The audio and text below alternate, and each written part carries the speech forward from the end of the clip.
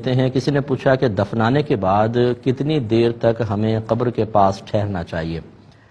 دیکھیں صحابہ کی طرف سے جو نصیحت منقول ہے مسلم میں موجود ہے کہ ایک صحابی نے فرمایا کہ مجھے دفنانے کے بعد اتنی دیر میری قبر پہ ٹھہرنا جتنی دیر میں ایک اونٹ ذبح کر کے تقسیم کر دیا جائے۔ جو اگر عربوں کے دستور کے مطابق دیکھیں کیونکہ وہ اونٹ تیزی سے ذبح کرتے تھے اور پھر اس کے بڑے بڑے ٹکڑے کر کے وہ تقسیم کیا کرتے تھے، تو تقریباً 1 یا 1.5 گھنٹہ آپ لگا لیں۔ تو یہ انہوں نے ایک وصیت کی اور اس کا ریزن یہ بیان کی کہ تاکہ مجھے منکر نکیر کے سوالات کے جوابات میں آسانی ہو اور مجھے انسیت حاصل ہو۔ تو اس لیے اپنے مردے کو دفنانے کے بعد اگر آپ 1.5 گھنٹے تک نہیں تو کم از کم آدھا پونا گھنٹہ تو وہاں پر ٹھہریں۔ اب انہوں نے پوچھا کہ اگر ہم ٹھہرتے ہیں تو کیا وہاں قرآن پڑھ سکتے ہیں یا کوئی اور ذکر کریں؟ دیکھیں کچھ بھی کر سکتے ہیں، قرآن کی تلاوت زیادہ انسب ہے کیونکہ اللہ تعالیٰ کا کلام ہے اور بہت زیادہ باعث نزول رحمت ہے۔ اجتماعی طور پہ درود پاک بھی پڑھ سکتے ہیں، کلمہ پاک پڑھیں، یا نبی کریم صلی اللہ علیہ وسلم کی نعت مبارکہ بھی آپ پڑھ سکتے ہیں۔ تو اس طرح ذکر اذکار میں مشغول رہیں، فضول باتوں میں نہیں۔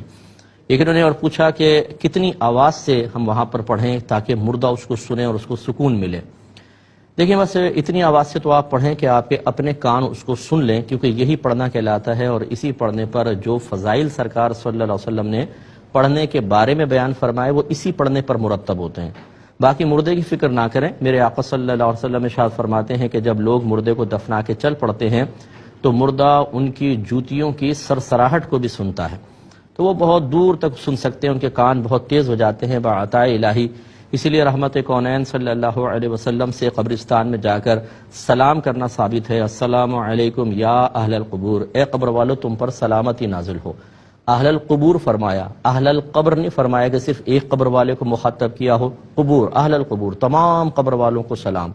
الف لام یا استغراقی مان لیں، تمام جتنے وہاں موجود ہیں ان سب کو۔ اس کا مطلب یہ ہوا کہ مردہ جو ہے وہ جب ہماری روح جسم کی قید سے آزاد ہو جاتی ہے اس کے لیے دور و نزدیک یکساں سے ہو جاتے ہیں۔ تو آپ آہستہ بھی پڑھیں گے انشاءاللہ اس کو آواز پہنچے گی، سکون ملے گا۔ دیکھیں نا نبی کریم صلی اللہ علیہ وسلم نے 2 مردوں پہ عذاب ہو رہا تھا تو آپ نے ایک تر شاخ توڑی کھجور کی، 2 ٹکڑے کیے، دونوں پہ قبر پہ لگا دیا اور فرمایا مجھے امید ہے جب تک یہ تر رہیں گی ان کے عذاب میں تخفیف رہے گی۔ علماء اس کی توجہ یہی بیان فرماتے ہیں کہ وہ ذکر الہی کرتی رہیں گی جب تک تر رہیں گی، اس سے مردے کو سکون ملے گا۔ تو مردہ جو مرنے کے بعد ان شاخوں کے ذکر سے بھی سکون حاصل کرے گا تو پھر سوچئے کہ آپ کا ذکر تو بدرجہ اعلیٰ اس کے کانوں تک پہنچ جائے گا۔